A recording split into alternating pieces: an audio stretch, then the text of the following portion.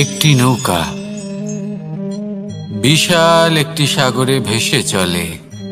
কখনো যাত্রীদের বা কখনো বিশাল বস্তুকে নিজের সাথে বহন করে নিয়ে চলে, এক স্থান থেকে অন্য স্থানে পৌঁছে দেয়। এই নৌকা কখনো সাগরে আটকে পড়ে বা কখনো ডুবে যেতেও পারে, কিন্তু এই নৌকা তখন ডুবে যায় না যখন এর আশেপাশে অধিক মাত্রায় জল থাকে। এটা তখন ডুবে যায় যখন ও নিজের আশেপাশের থাকা জলকে নিজের ভেতরে প্রবেশ করতে দেয়। যখন আস্তে আস্তে এই জল প্রবেশ করতে থাকে, নৌকা ভারী হতে থাকে আর আস্তে আস্তে ডুবে যায়। এটা আমাদের কাছে একটা শিক্ষা।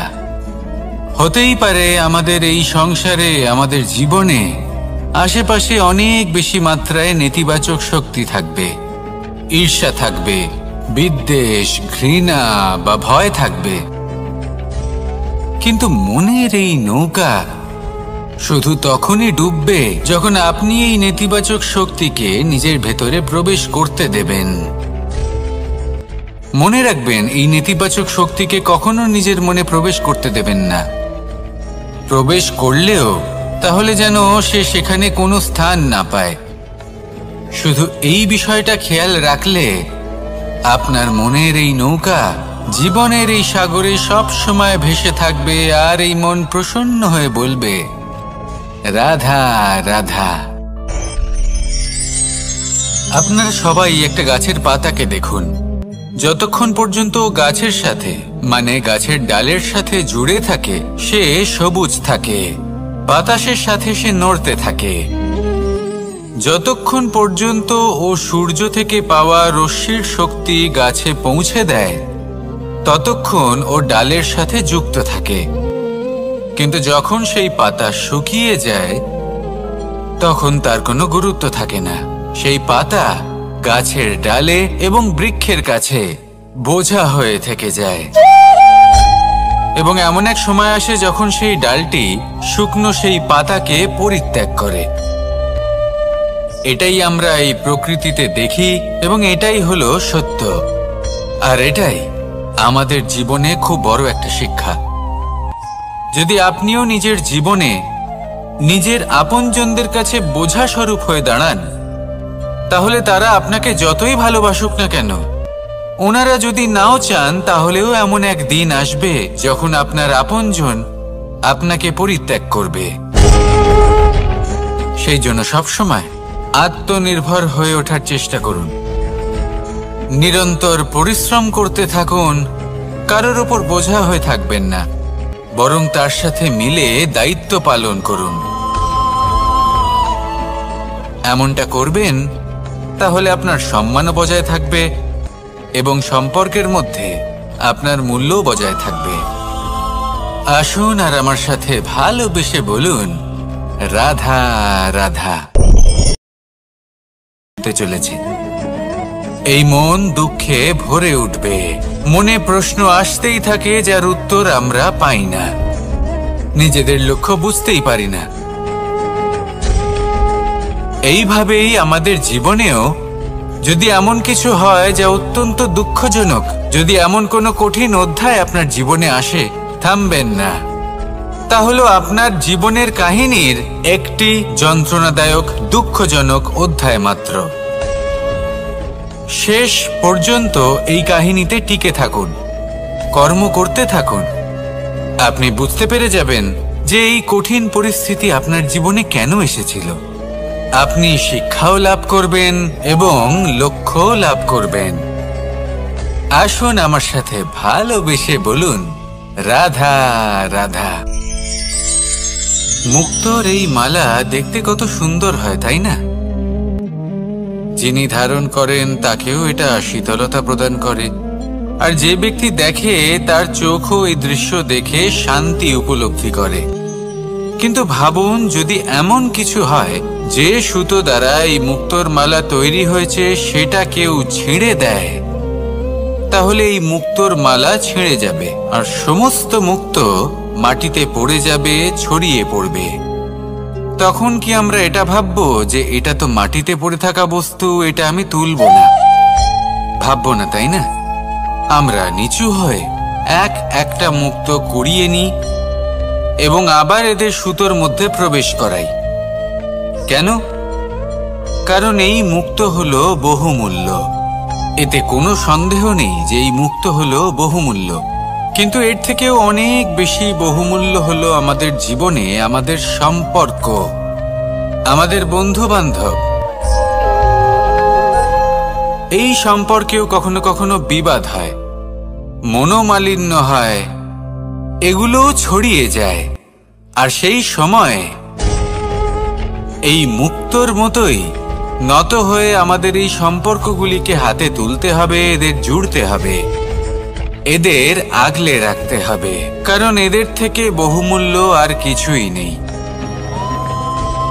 আর যদি এই কাজটা আপনি শিখে নিতে পারেন, তাহলে আপনার জীবনের এই সম্পর্ক, এই বন্ধুত্ব সবসময় আপনাকে বল প্রদান করবে, আনন্দ প্রদান করবে।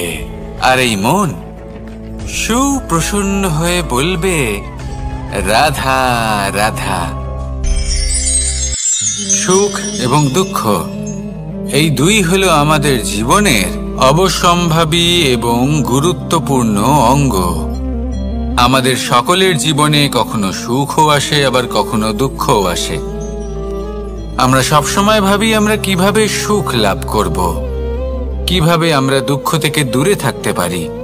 আর এই জীবনে যা কিছুই ঘটুক না কেন, সে সব কিছু আমরা সুখ এবং দুঃখের মাপদণ্ডে মেপে থাকি। এবার এখানে একটা ছোট্ট বিষয় আছে, এটা ভেবে দেখতে হবে যে কে আসলে সুখী ব্যক্তি। সুখী ব্যক্তি হলেন তিনি যিনি নিজের জীবনে নিজের কর্মের বিশ্লেষণ করে থাকেন, সেই বুঝে পদক্ষেপ নেন। উনি কি করতে চলেছেন সেটা উনি জানেন। আর যদি ওনার কোনো দোষ থাকে বা ভুল থাকে, তাহলে সেগুলো শুধরে নিয়ে এগিয়ে চলেন। সেই জন্য উনি সুখী হন। অন্যদিকে যে ব্যক্তি দুঃখী, তিনি কি করেন? তিনি নিজের উপর নয়, অন্যের উপর নিজের নজর রাখেন যে তিনি কি করছেন, কিভাবে কর্ম করছেন। ওনারা অন্যের নিন্দা করেন, অন্যের সাফল্য দেখে ঈর্ষা করেন, ক্রুদ্ধ হয়ে যান, ওনাদের বাধা দিতে চেষ্টা করেন। সেই জন্যই তো ওনারা দুঃখী হন। এই সংসারে এমন অনেক ব্যক্তি আছেন যারা এই কারণে দুঃখী নন যে তাদের জীবনে দুঃখ আছে। তারা এই কারণে দুঃখ পান কারণ অন্যের জীবন অনেক বেশি সুখের। দেখুন, শেষ পর্যন্ত আপনাকে নিজের কর্মের প্রতি মনোসংযোগ করতেই হবে, অন্যের প্রতি নয়। কারণ আপনার জীবনে আপনার কর্ম হলো এমন একটা জিনিস যা আপনার নিয়ন্ত্রণে আছে। নিরন্তর চেষ্টা করতে থাকুন, নিজের কর্মকে বুঝতে শিখুন, শুধরে নিন, নিজেকে শ্রেষ্ঠ করে তুলুন। তখন সাফল্য নিজে থেকে আপনার কাছে আসবে। আর এই মন প্রসন্ন হয়ে বলবে, রাধা রাধা। এই সংসারে এমন কোন আবেগ আছে যা সবসময় কটু বলে মনে হয়, কিন্তু সবার শেষে এটি সব থেকে বেশি মধুর উপলব্ধি প্রদান করে, সব থেকে বেশি মধুর অনুভূতি প্রদান করে। উত্তর পেলেন না? আপনাকে একটা উদাহরণ দিই। যখন মাতা সীতাকে অপহরণ করা হয়েছিল, তখন শ্রীরাম অপেক্ষা করেছিলেন 4 মাস পর্যন্ত। উনি খুঁজতে চেয়েছিলেন, কিন্তু উনি ওনার খোঁজ বন্ধ রেখেছিলেন। কল্পনা করে দেখুন ওনার কতটা যন্ত্রণা হয়েছিল। উনি শুধু অপেক্ষা করছিলেন, কারণ তখন বর্ষা ছিল। অনেক দিন পর্যন্ত সূর্যের আলো দেখা যায়নি। উনি জানতেন এরকম সময় বানর সেনার পক্ষে বনের মধ্যে পথ খোঁজা খুবই কঠিন কাজ হবে। সাগর পার করা অত্যন্ত কঠিন হয়ে দাঁড়াবে। তারা হয়তো বনের মধ্যে পথ হারিয়ে ফেলবে। উনি অপেক্ষা করলেন, আর এই অপেক্ষার ফল হিসেবে উনি কি লাভ করলেন? সাগরে সেতু নির্মাণ করলেন, এবং মাতা সীতাকে সসম্মানে আবার ফিরিয়ে আনলেন। যদি শ্রীরাম অপেক্ষা না করতেন তাহলে হয়তো এই সব কিছু কখনোই সম্ভব হতো না। এটাই হলো শক্তি ধৈর্যের। এটাই হলো আমাদের কাছে শিক্ষা। এই ধৈর্যই প্রত্যেকবার আমাদের অত্যন্ত কঠিন বলে মনে হয়। ধৈর্য ধরা অত্যন্ত কঠিন, কিন্তু অবশেষে এটাই সব থেকে শ্রেষ্ঠ ফল দান করে, সব থেকে মধুর উপলব্ধি, সব থেকে মধুর অনুভূতি প্রদান করে।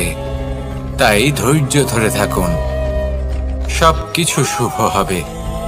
আর তখন এই মন প্রফুল্ল হয়ে বলবে, রাধা রাধা।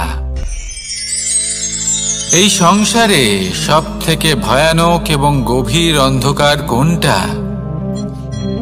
সেটা যখন মেঘ সূর্যকে ঢেকে দেয় এবং সংসার অন্ধকারাচ্ছন্ন হয়ে ওঠে, নাকি তখন যখন সূর্যাস্তের সময় ঘনিয়ে আসে, সূর্য ঢলে যায় এবং এই সংসারে অন্ধকার ছেয়ে যায়, নাকি সেই অমাবস্যার রাত্রি যখন চতুর্দিকে ঘন অন্ধকার থাকে এবং চন্দ্রমার প্রকাশ কোথাও থাকে না?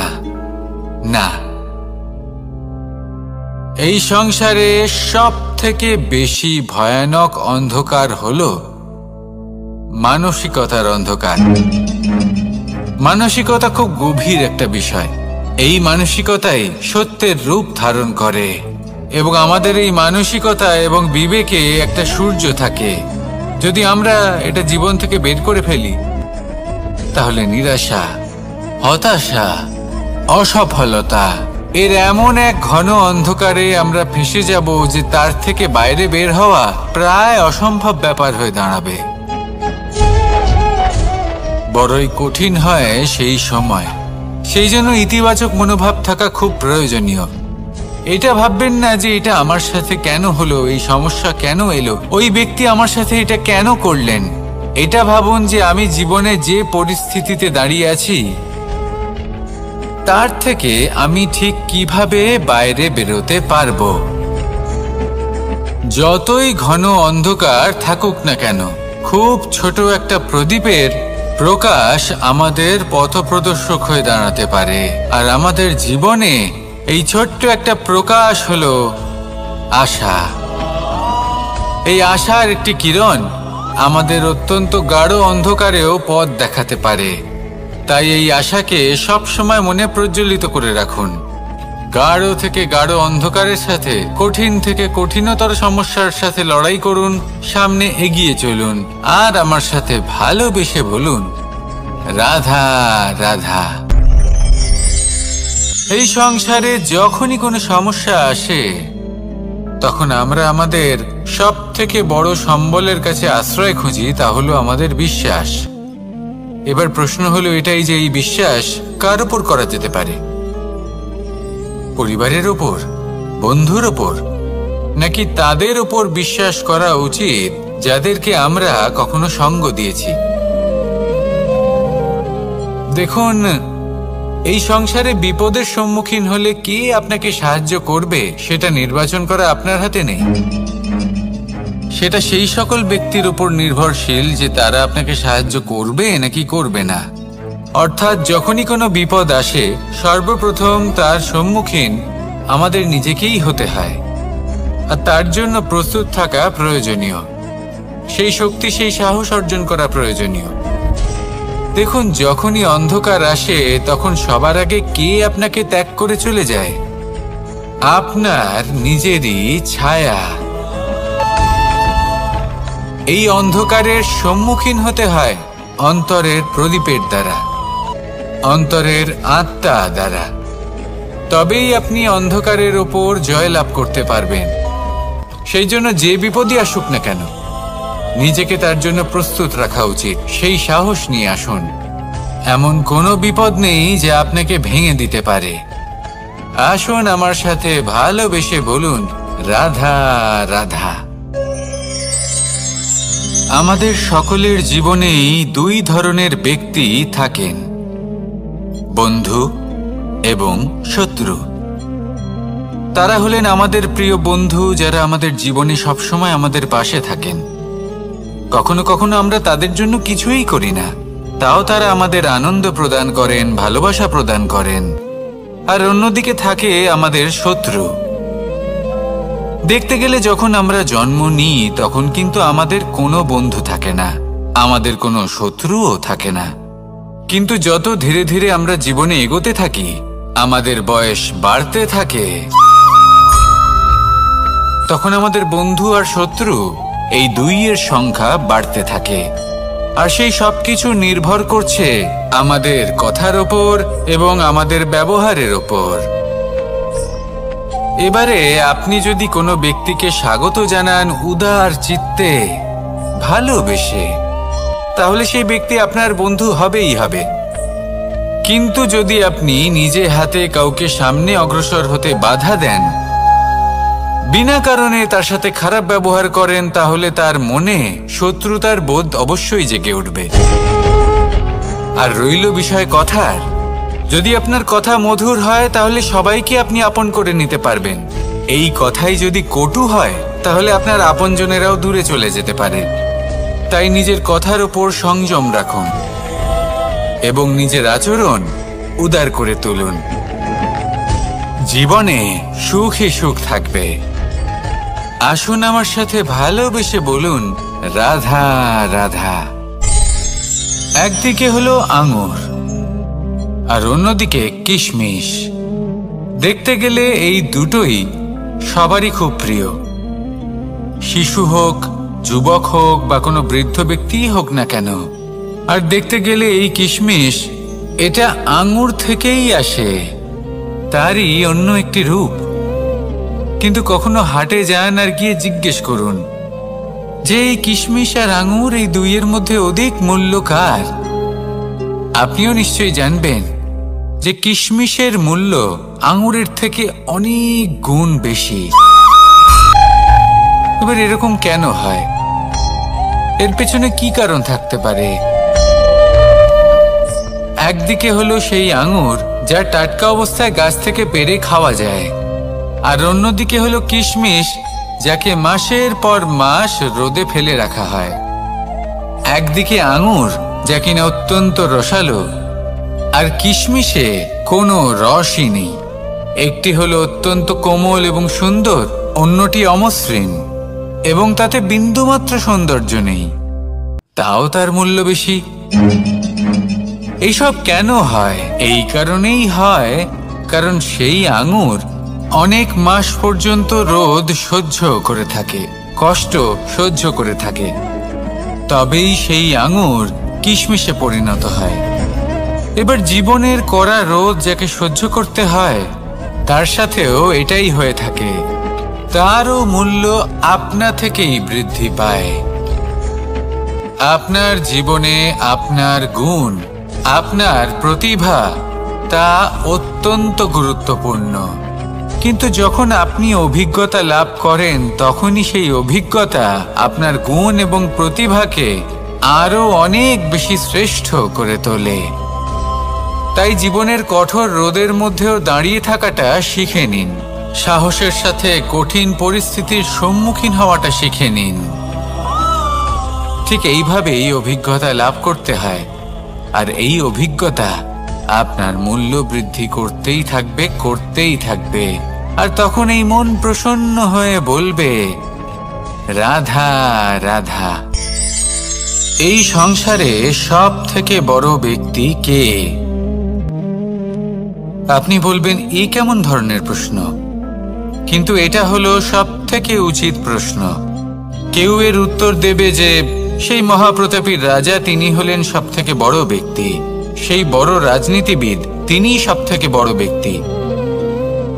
আমি আপনাকে জানাই যে সংসারের সব থেকে বড় ব্যক্তি হলেন তিনি, যার সাথে দেখা করলে আপনি নিজেকে ছোট মনে করবেন না। কোনো ব্যক্তি যিনি সব থেকে বেশি শক্তিশালী, আপনি যদি তার সামনে যান তাহলে উনি আপনার অন্তরের শক্তিকে বাইরে বের করে আনবে, আপনার অন্তরে লুকিয়ে থাকা শক্তিকে জাগ্রত করতে প্রেরণা প্রদান করবে। তিনি হলেন বড় ব্যক্তি, তিনি হলেন মহান ব্যক্তি। তিনি নন যিনি নিজের বল এবং ঐশ্বর্য দ্বারা আপনাকে তার সামনে ছোট প্রমাণ করবেন। এবং সেই জন্য মহাদেব আমার আরাধ্য হলেন আমার খুব প্রিয়। কারণ রাজা হোক বা ফকির, কেউ যদি ওনার সামনে যান তাহলে সে নিজেকে ছোট মনে করেন না। আপনিও যদি জীবনে অনেক বড় হতে চান তাহলে কাউকে কখনো নিজেকে ছোট মনে করতে দেবেন না। তার অন্তরে বড় হয়ে ওঠার প্রেরণা প্রদান করুন। আসুন আমার সাথে ভালোবেসে বলুন, রাধা রাধা। এই সংসারের সব থেকে বড় সুখ কি? কেউ বলবেন নিজের লক্ষ্য প্রাপ্ত করা, কেউ বলবেন ধন উপার্জন করা, কেউ বলবেন নিদ্রাই সব থেকে বড় সুখ, কেউ বলবেন রাজ্য লাভ করা, আবার কেউ বলবেন মাতার হাত থেকে খাবার খাওয়া,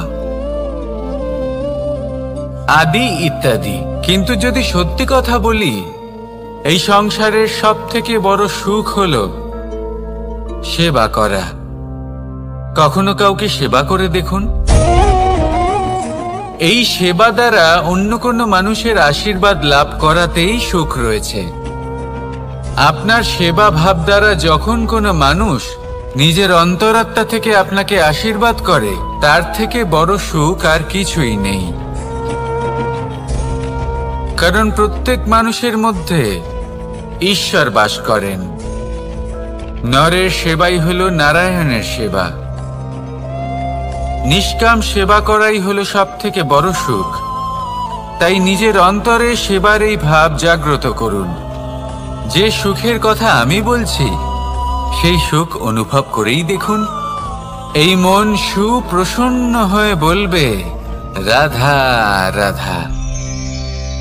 বাহ! পুষ্পের সুবাস আমার খুব ভালো লাগে। অত্যন্ত সুন্দর হয় এই পুষ্প। এইভাবে চারিদিকে পুষ্প দেখে মন আনন্দিত হয়ে ওঠে। এবার আপনারা ভেবে দেখুন, আমার চারিদিকে পুষ্প নয়, আগুন আছে। তাহলে কি হবে? আমার শরীর কি জ্বলে যাবে না? অবশ্যই জ্বলবে। শরীরকে কি আগুনের তাপ সহ্য করতে হবে না? অবশ্যই সহ্য করতে হবে। এটাই হলো প্রকৃতির নিয়ম। এই নিয়ম কিন্তু আমরা সবাই জানি, কিন্তু আমাদের মধ্যে বেশিরভাগ মানুষ এই বিভ্রান্তি নিয়ে বাঁচি যে এই যে প্রকৃতির নিয়ম, তা আমার ওপর প্রযোজ্য নয়। তা কিন্তু নয়। আমাদের চতুর্দিকে এই যে নিসর্গ রয়েছে, আমরা তার কতটা ক্ষতি করি সেটা একবার ভেবে দেখুন।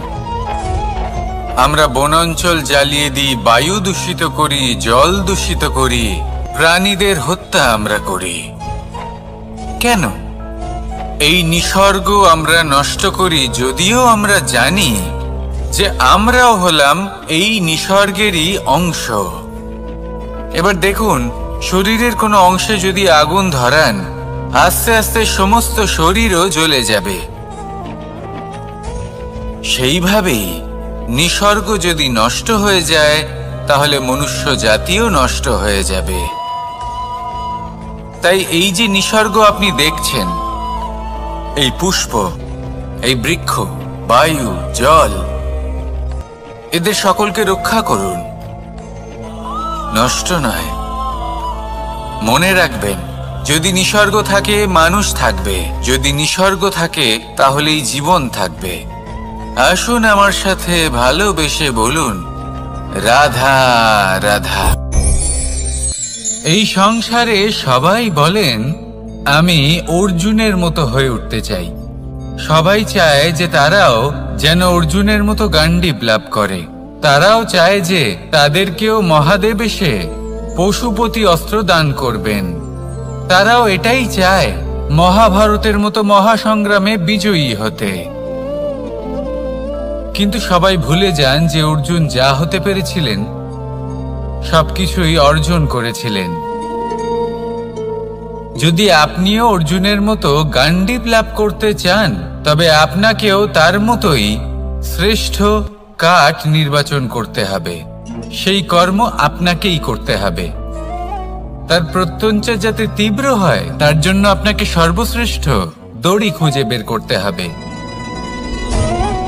আপনার বাণ যাতে ঘাতক হয় সেই জন্য আপনাকে নতুন নতুন ধাতু খুঁজে বের করতে হবে।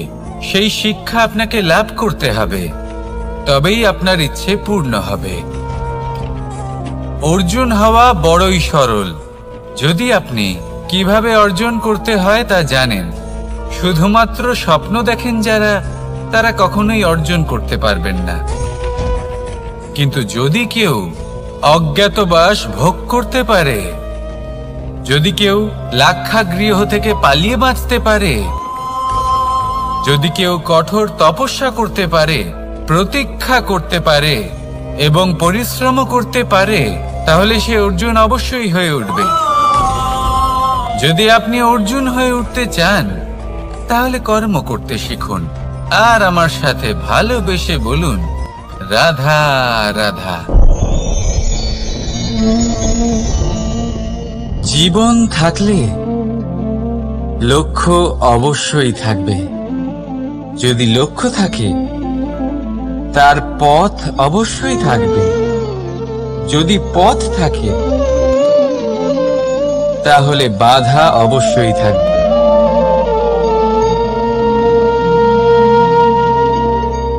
আর এর উপরেই নির্ভর করে যে আমরা জীবনে সফল হব না অসফল, পুরস্কারের ভাগীদার হব নাকি তিরস্কারের। মনে করুন আপনাকে একটা কাজ করতে হবে, আপনাকে পর্বত আরোহণ করতে হবে, আর সেই পথের ঢাল আপনাকে একাধিকবার ফেলে দেবে। পাথর আপনাকে একাধিকবার আহত করবে।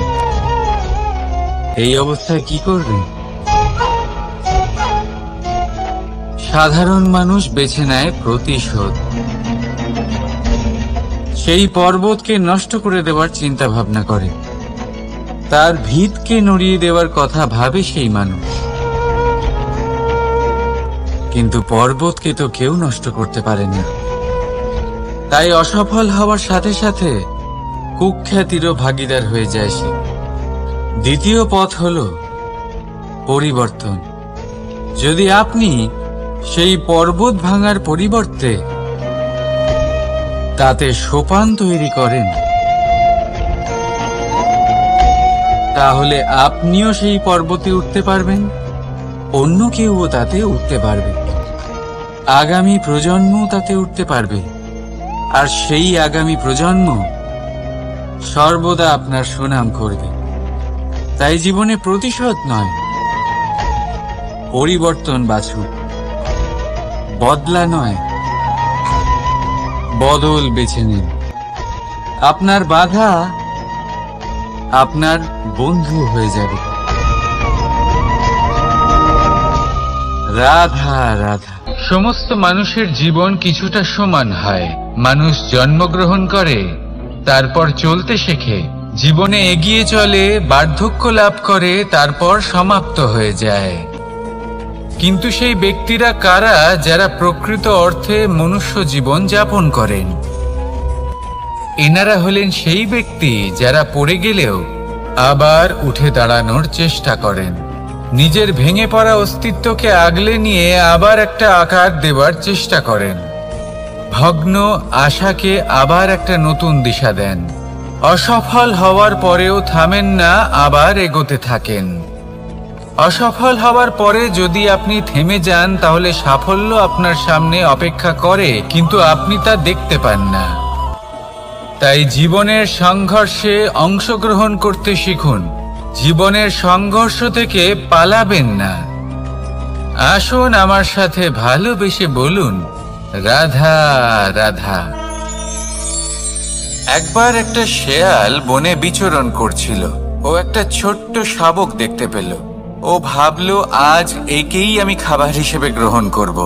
আশেপাশে দেখলো কেউ দেখছে না তো, কেউ ছিল না। আর সেই শাবকের ওপর আক্রমণ করলো, যা হলো একটা ঘোর অপরাধ। বনের নিয়ম অনুসারে আপনি কখনোই শাবকের ওপর আক্রমণ করতে পারেন না। তারপর এই খবরটা যখন রাজা সিংহ জানতে পারলেন, সভার আয়োজন করলেন। কিন্তু সেখানে শেয়াল বলল, আমি তো এরকম কিছু করিনি। কিন্তু যদি আপনি এরকম বলেন, কোনো প্রমাণ দিন, এর কোনো সাক্ষী আছে? তখন রাজা সিংহ পেঁচাকে ডেকে পাঠালেন, যে সেই মুহূর্তে বৃক্ষের শাখার ওপর বসেছিল, সে সব কিছু দেখেছিল। পেঁচা সব সত্যি কথা বলল, আর শেয়ালকে মৃত্যুদণ্ড দেয়া হলো। এবার এই কাহিনী আমি আপনাকে কেন শোনালাম? কারণ মানুষও কখনো কখনো এরকম কর্ম করেন যা শিয়াল করেছে। এটা ভাবেন কেউ দেখছে না যখন, আমি অনুচিত কর্ম করতেই পারি। কিন্তু না, আপনি যাই করুন না কেন, কেউ না কেউ অবশ্যই তা দেখছে। কোনো ব্যক্তি না হলেও কোনো প্রাণী, না হলে কোনো যক্ষ বা দেব বা প্রেত। যদি এনারা কেউ না দেখেন, তাহলে ধরিত্রী মাতা দেখেন, যেখানে দাঁড়িয়ে আপনি সেই কর্ম করছেন, তাই না? তাই একটা কথা সবসময় মনে রাখবেন, কে দেখছেন কে দেখছেন না সেই বিষয়ে ভাবা ছেড়ে দিন। এটা খুব সহজ কথা। আপনি যদি উচিত কর্ম করেন, উচিত ফল পাবেন। যদি অনুচিত কর্ম করেন, তাহলে আপনি অনুচিত ফল অবশ্যই পাবেন। সেই জন্য উচিত পথে চলতে থাকুন, উচিত কর্ম করতে থাকুন, আর আমার সাথে ভালোবেসে বলুন, রাধা রাধা। আপনি কখনো কোনো বাজকে নিজের বাসা বানাতে দেখেছেন? এই বাজ যখনই কোনো বাসা বানায়, তখন উঁচু গাছের ডালে বা কোনো পর্বতের শিখরে বাসা বানায়, অনেক উচ্চতায়।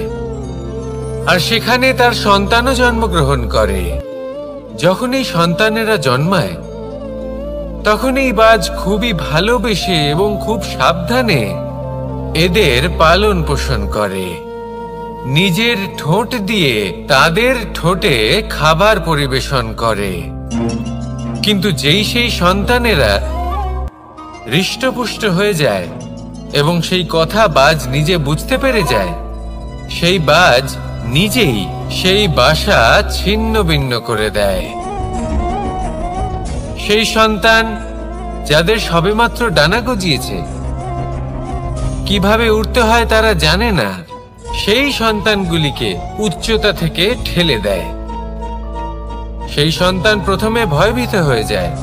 তারা সামনে মৃত্যুকে দেখতে পেয়ে ভয়ের কারণে তাদের ডানা ঝাপটাতে থাকে। আর সেই প্রক্রিয়াতেই সেই সন্তানগুলি উড়তে শুরু করে দেয়। এবার এই ঘটনায় আমরা কি শিক্ষা পেতে পারি? এটাই, যদি আপনি মাতা পিতা হন, তাহলে নিজের সন্তানকে অবশ্যই স্নেহ করুন, কিন্তু তাদেরকে নিজের আঁচলের তলায় বেঁধে রাখবেন না। যদি আপনি চান আপনার সন্তান জীবনে উন্নতি করুক, তাহলে নিজের মুঠো থেকে তাদের স্বতন্ত্র করে দিন। এই সংসারে সংঘর্ষ করতে দিন। সেই সন্তান নিজেই বুঝতে পারবে যে জন্মের সময় পাওয়া ডানা কি করে ব্যবহার করতে হয়। আর আপনার চোখের সামনে আপনার সন্তান এই আকাশে উড়তে থাকবে। তাহলে আসুন আমার সাথে ভালোবেসে বলুন, রাধা রাধা। সংসারে সবচেয়ে পবিত্র মানা হয় গঙ্গা জলকে। কখনো ভেবে দেখেছেন কেন? কারণ গঙ্গা জলের আবির্ভাব অত্যন্ত শুদ্ধ হয়, তার জন্ম শুদ্ধ হয়, যেখান থেকে তার শুরু সেটাই শুদ্ধ হয়। আর শুরুটা শুদ্ধ হওয়া অত্যন্ত আবশ্যক। আমাদের জীবনে সবই শুরু হয় আমাদের ভাবনা থেকে। নিজের ভাবনাকে শুদ্ধ রাখুন, কারণ এই ভাবনা থেকেই আবির্ভাব হয় শব্দের। আপনার শব্দ শুদ্ধ রাখুন, কারণ এই শব্দ দ্বারাই আপনার কাজ সম্পন্ন হয়। আপনার কাজ শুদ্ধ রাখুন, কারণ এই কাজ দ্বারাই তৈরি হবে আপনার স্বভাব। স্বভাব থেকেই তৈরি হয় আপনার অভ্যাস, আর অভ্যাস থেকে তৈরি হয় আপনার চরিত্র। আর এই চরিত্র সংসারের সমক্ষে এক আদর্শ হয়ে ওঠে। তাই ভাবনা থেকে আদর্শের এই যাত্রা শুভ তখনই হয়ে ওঠে যখন আপনার ভাবনা শুদ্ধ হয়। এই সংসারে, এই জীবনে নিজের ভাবনা শুভ রাখলে, শুদ্ধ করলে আপনার মন সুপ্রসন্ন হয়ে বলবে, রাধা রাধা। মানুষ জন্মগ্রহণ করে, তার সাথে ভয়েরও জন্ম হয়। ছোটবেলা থেকেই আমাদের মনে কোনো না কোনো প্রকারের ভয় থেকেই যায়। কেউ এই বিষয়ে ভয় পায় যে তার কোনো বস্তু তার থেকে দূরে চলে যাবে। কেউ এই বিষয়ে ভয় পায় যে আমি নিজেকে হারিয়ে ফেলব। কেউ এই ভেবে ভয় পায় যে আমার প্রিয়জনেরা তারা যেন আমার থেকে দূরে না চলে যায়। কেউ এই ভেবে ভয় পায় যে আমরা যেন পথ না হারিয়ে ফেলি, আদি ইত্যাদি। কিন্তু সত্যি কথা বলতে, ভেবে দেখুন এই ভয় বাস্তবে কি? শুধুই একটা মনস্থিতি, আর কিছুই নয়। যা কিছু আপনি জীবনে পেয়েছেন তা একদিন আপনাকে হারাতে হবে। এই জীবন হলো আপনারই, কিন্তু তাও একদিন সমাপ্ত হবে। তাই ভয় পেয়ে কি লাভ? এই ভয় শুধু আপনাকে জীবন যাপন করা থেকে বাধা দিচ্ছে, আর কিচ্ছু নয়। পথ হারিয়ে ফেললেই বুঝতে পারবেন যে নতুন পথ কিভাবে বানাতে হয়। কিছু মানুষকে জীবন থেকে হারালে তবেই আপনি বুঝবেন যে আপনার আপনজনকে। এই ভয়ের কারণে ভীত হয়ে থাকবেন না। এই তারা নক্ষত্র অন্ধকারের অভাবে গুরুত্ব হারায়। শিবকেও মহাদেব হবার জন্য বিষপান করতে হয়েছিল। প্রত্যেক পরিস্থিতি, প্রত্যেক সাফল্য আপনার পরীক্ষা নেবে। তাতে উত্তীর্ণ হওয়া হলো আপনার কর্ম। যখনই আপনি ভয় পাবেন বা সংকটের সম্মুখীন হবেন, তখন সাহসের সাথে তার সম্মুখীন হন। মনে রাখবেন, যে সম্মুখীন হতে জানে, সাফল্য তার সাথে সবসময় থাকে। আসুন আর আমার সাথে ভালোবেসে বলুন, রাধা রাধা। আমাদের হাতটা দেখুন। এই হাতে 5টা আঙুল আছে, যা ভিন্ন ভিন্ন ধরনের। একরকম কেন নয়? কারণ হলো প্রত্যেকের নিজের নিজের গুরুত্ব আছে, নিজের নিজের মাহাত্ম্য আছে। এরা ভিন্ন, তাই একত্রিত হয়ে মুষ্টিবদ্ধ করা সম্ভব, যার দ্বারা আমরা আত্মরক্ষাও করতে পারি, আবার আক্রমণও করতে পারি। যদি 5টি আঙুল সমান হতো, তাহলে মুষ্টিবদ্ধ হতে পারত না, নিজেদের মধ্যে বিভ্রান্তির সৃষ্টি করত। এবার এরকমই কিছু আমাদের সংসারেও হয়। আমাদের দেশ, যেখানে একটি ভূমির ওপর ভিন্ন ভিন্ন ধর্মের মানুষ বাস করেন, ভিন্ন ভিন্ন জাতি, ভিন্ন ধর্ম, ভিন্ন ভাষা। কিন্তু যদি আমরা এটা ভাবি যে কিভাবে এই দেশকে কল্যাণের পথে নিয়ে যাওয়া যায়, কিভাবে এর বিকাশ করা সম্ভব, তাহলে আমাদের একত্রিত হওয়া শিখতে হবে। যেইভাবে 5টা আঙুল একত্রিত হয়, মুষ্টিবদ্ধ হয়, সেইভাবেই আপনার যে ভাষাই হোক, যে ধর্মই হোক, যে জাতি হোক না কেন, ঠিক আছে, আবশ্যক হলো আপনার নিজের কর্মভূমির সাথে, আপনার ধরিত্রীর সাথে যুক্ত থাকা, সাথে থাকা। তবেই দেশের উন্নয়ন সম্ভব। তবেই এই দেশ স্বতন্ত্র থাকবে, সফল হবে, আর এই মন প্রসন্ন হয়ে বলবে, রাধা রাধা। আমাদের সকলের জীবনে একটা লক্ষ্য থাকে, যেটা আমরা লাভ করতে চাই। ঠিক যেন একটা প্রতিস্পর্ধা বিদ্যমান যে কে সব থেকে আগে নিজের লক্ষ্যে পৌঁছতে পারবে। আর সেই জন্য আমরা সকলেই খুব তাড়াতাড়ি এগোতে চেষ্টা করি, বড় এবং দীর্ঘ পদক্ষেপ ফেলি, যাতে তাড়াতাড়ি নিজের লক্ষ্যে পৌঁছতে পারি। কিন্তু এক অত্যন্ত গুরুত্বপূর্ণ বিষয় আছে। সবসময় লক্ষ্য সামনে থাকবে না, কখনো কখনো তা খুঁজতে হয়। এই যাত্রা খুব কঠিন হতে পারে।